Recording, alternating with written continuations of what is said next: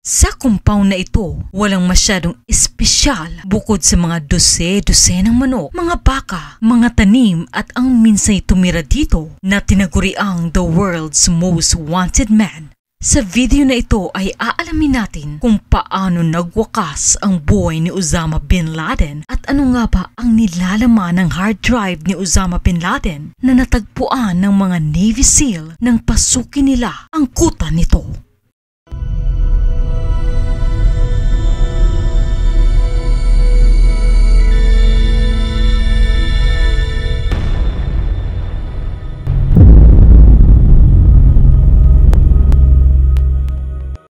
Si Osama Bin Laden ang nagtatag ng militanteng grupong Al-Qaeda, ang teroristang organisasyong responsable sa malagim na kaganapan noon sa Amerika ng kumitil ng halos 3,000 katao. Siya ay ipinanganak noong 1957 sa Saudi Arabia at anak ng isang mayamang magnate ng konstruksyon na may koneksyon sa royal family ng Saudi. Gayunpaman, habang siya'y tumatanda, nagbago ang kanyang atensyon patungo sa militanteng jihad at pakikipaglaban sa mga puwersa ng Soviet sa Afghanistan noong 1980s. Ang kanyang ideolohiya at pamumuno ang naging sentro ng layunin ng Al-Qaeda na magsagawa ng pandaigdigang jihad o holy war laban sa mga infidels at kanluran, lalo na sa Estados Unidos.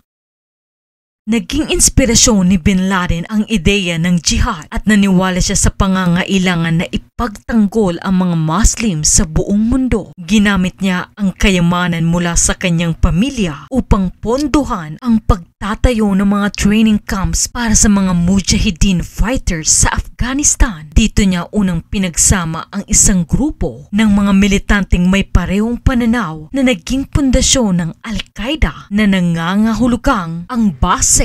Noong 1988, formal na itinatag ni Bin Laden ang Al-Qaeda na may layuning magtatag ng isang pandaigdigang kilusang Islamist. Ang misyon ng Al-Qaeda ay pagtibayin ang pagkakaisa ng mga Muslim upang pabagsakin ang mga rehimen ng mga bansang Muslim na itinuturing na korap at upang labanan ang opresibong impluensya ng kanluran. Sa paglipas ng panahon, nakilala ang Al-Qaeda sa pagsasagawa ng mga pag-atake kung saan ang pinakatanyag na kanilang ginawa ay ang pabagsakin ang dalawang napakataas na gusali sa Amerika.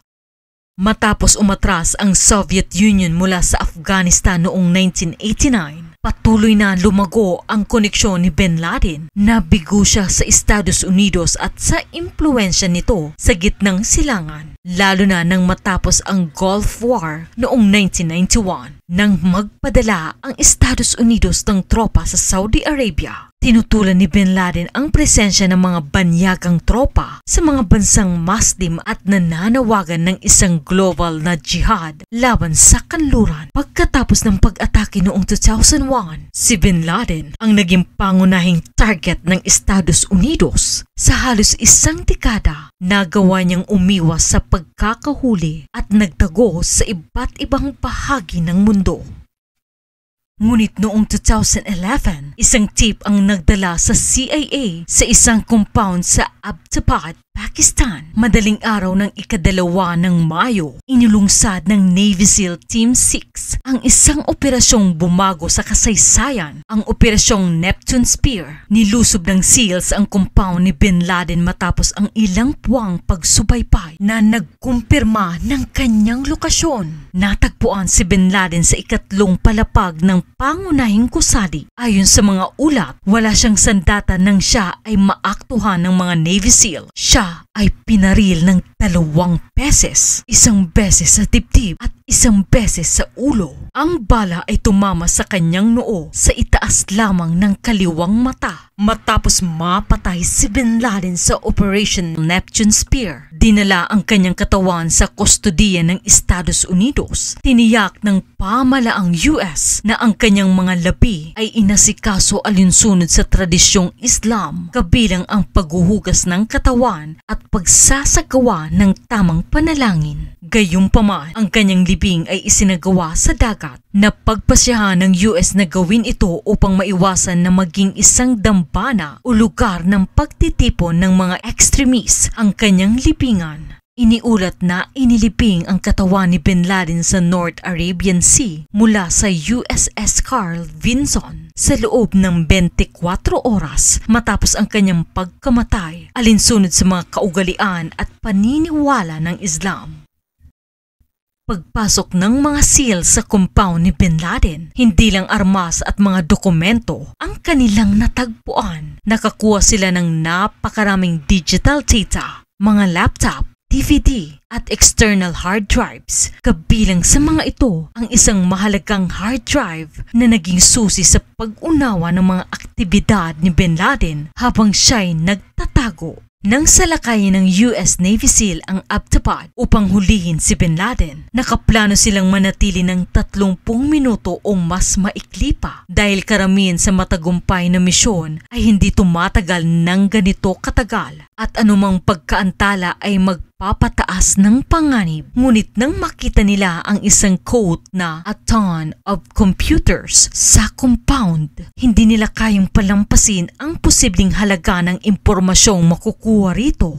Lumihis sila sa orihinal na plano at kinuha ang mga electronics na kalaunan ay dinala sa CIA. Ang pagproseso sa mga file ay isang napakalaking gawain. Lahat ng mga Arabic-speaking na lingwihista sa intelligence community ay tumutok dito. Ang mga nilalaman nito ay mga ordinaryong bagay na karaniwang makikita sa computer ng sinuman. Ang home video, balita, memes at sobrang daming malalaswang bagay. Nariyan din ang mga inaasahang nilalaman ng mga terorista tulad ng propaganda ng Al-Qaeda at iba pa. Pero hindi ito ang pinaka-interesante sa mga hard drive na iyon. Natuklasan ng US intelligence ang isang napakahalagang koleksyon ng mga liham. Ang karamihan sa komunikasyon ng Al-Qaeda ay typewritten o isinusulat sa kamay at ipinapadala ng mga courier gamit ang SIM card. Para sa seguridad,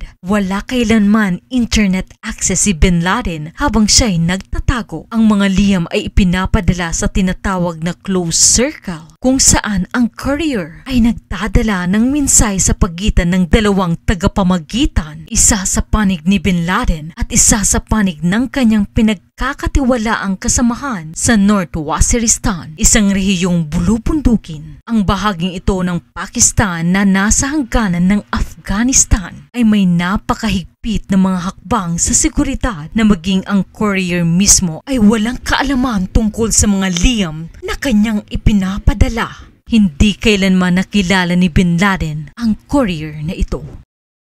Sa pagkakatuklas sa mga hard drive, agad na nagtrabaho ang CIA upang makuha ang agarang benepisyo mula sa nakalap na impormasyon. Mabilis nilang inaksyonan ang kanilang mga natuklasan. Halimbawa, nakatulong ang mga file na matukoy ang punong opisyal ng operasyon ng Al-Qaeda sa Pakistan Tribal Region. Ngunit matapos ang mga mabilisang resulta, maraming liham ng Al-Qaeda ang nanatiling nakabaon sa mga hard drive na kakode sa napakaraming liham. Tumagal ng ilang taon bago lubos na naunawaan ang nilalaman ng mga komunikasyong ito hanggang sa dumating ang tulong mula sa labas ng CIA. Si Dr. Nellie Loud ay sinusuri ang patuloy na paglago ng ideolohiya ng Al-Qaeda at ISIS, kung saan pinangunahan niya ang isang team na nagsuri at nagbigay ng koneksyon at nagbigay ng konteksto sa mga nilalaman ng mga dokumento ni Bin Laden. Nagsimula ang proseso ng disclassification noong 2012 at pagsapit ng 2017, napakalawak na ng mga na-disclassify na file. Dito natuklasan ang mga internal communication ng Al-Qaeda. Mayroon itong humigit kumulang 97,000 files. Pinag-aralan ni Loud at ng kanyang mga assistant ang halos 100,000 dokumento at ang kanilang natuklasan ay kamangha-mangha. Ibinunyag ng mga liham ang pagkatao ni Bin Laden at ang mga panloob na operasyon ng Al-Qaeda. Ipinakita nito ang mga plano ni Bin Laden para sa hinaharap at ang kanyang pinakamalalim na mga takot. Nakatulong ang mga ito na mapuo ang mapa ng pangdaigdigang jihadi landscape at nagbibigay ng tiyak na salaysay tungkol sa kasaysayan ng Al-Qaeda. Pagkatapos ng pag-atake ng 2 gusali noon sa Amerika, ang Tora Bora na ang ibig sabihin ay itim na alikabok sa Pashto ay isang malayo at tigang na bahagi ng silangang Afghanistan. Mahal ni Bin Laden ang rehiyong ito at lubos niyang kabisado ito. May espesyal itong lugar sa kanyang puso mula pa noong 1980s. Nang maglakbay siya mula Saudi Arabia upang tumulong sa mga Afghan Mujahideen sa banal na layunin ng pakikipaglaban sa mga Soviet. Tumulong siya sa pagpupondo ng konstruksyon ng mga sistema ng kuweba sa lugar na ito at nag-recruit ng mga mandirigmang tumulong sa mga malawak na kilusan ng paglaban. Nang tuluyang umatras ang mga Soviet, naniwala si Bin Laden na ang kanyang mga ambag ay naging mahalaga sa tagumpay. Noong panahong iyon, magkasama ang mga interes ni Bin Laden at mga Amerikano. Pareho silang nasa Tora Bora, sumusuporta sa mga Afghan Mujahideen at lumalaban sa paglusob ng mga Soviet. Ngunit paglipas ng panahon, si Bin Laden ay natakot na at tumakas patungo sa parehong mga bundok na dati niyang ginagamit bilang kuta. Ngunit ang CIA ay palihim palang sinusundan ang kanyang mga bakas. Noong December 3, 2001, naging madilim ang sitwasyon para sa Al-Qaeda. Nagsimula ng bombahin ng walang tigil ng mga Amerikano ang kanilang mga base. Ang mga kasapi ng Al-Qaeda ay nagtago sa mga kuweba na nasa taas na 9,000 feet na may lamig na 10 degree below freezing. Wala silang access sa inuming tubig dahil ito ay nagyelo. Ngunit ganun pa man ang sitwasyon, patuloy pa rin ang pagbagsak ng mga bomba. Sa kabila ng lahat ng pagsubok, nakatakas si Bin Laden mula sa mga tropa ng Estados Unidos. Ngunit hindi siya nagdiwang dahil alam niyang anumang oras ay maaari siyang mapatay. Kaya't madalian niyang isinulat ang kanyang huling habilin. Sa kanyang huling habilin, isinulat ni Bin Laden para sa kanyang mga anak. Patawarin ninyo ako dahil kaunti lamang ang naibigay kong oras sa inyo. Mula nang sumunod ako sa tawag ng jihad, pinili ko ang landas na puno ng panganib at dahil dito, nakaranas ako ng mga paghihirap, kapaitan, pagtataksil at pagkakanulo. Ipinapayo ko sa inyo na huwag makipagtulungan sa Al-Qaeda.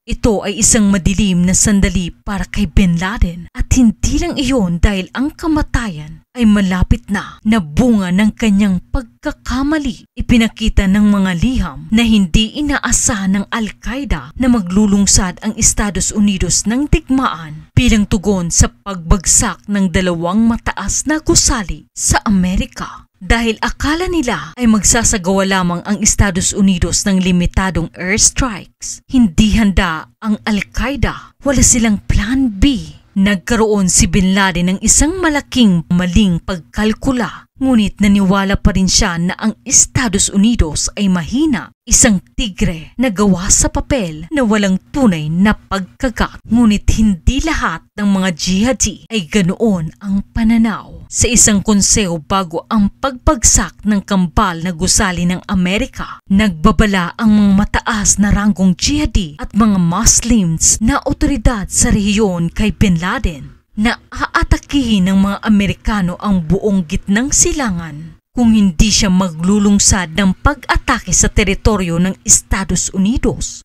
Ngunit tinanggihan ni Bin Laden ang kanyang mga alalahanin dahil naniniwala siya na ang Estados Unidos ay walang sapat na yaman para sa isang counter-attack. Ang layunin ni Bin Laden sa pagbagsak ng 2 gusali sa Amerika ay magsilbing isang malupit na dagok upang pilitin ang Estados Unidos na bawiin ang kanilang mga puwersang militar mula sa mga bansang may malaking populasyon ng Muslim. Ngunit kabaliktaran ang nangyari. Maraming mga pangunahing miyembro ng Al-Qaeda ang namatay, nahuli o napilitang lumikas sa mga bansang hindi kakampi. Mabilis na bumagsak ang Taliban na tumutulong sa Al-Qaeda. Ngunit tumagal pa ng ilang taon bago inamin ni Bin Laden sa publiko ang kanyang pagkakamali. Ngunit ang katotohanan ay ang Al-Qaeda ay matagal nang pabagsak. Si Bin Laden ay naging anino lamang ng dating revolusyonaryong leader na minsay naging siya. Nandun pa rin ang mga koneksyon ngunit mabilis na bumaba ang lakas nito lalo na pagkatapos ng kanyang kamatayan. Ang hindi alam ni Bin Laden ay ang kanyang sariling mga maling kalkulasyon ang naging dahilan ng pagbagsak ng kanyang sariling impyerno.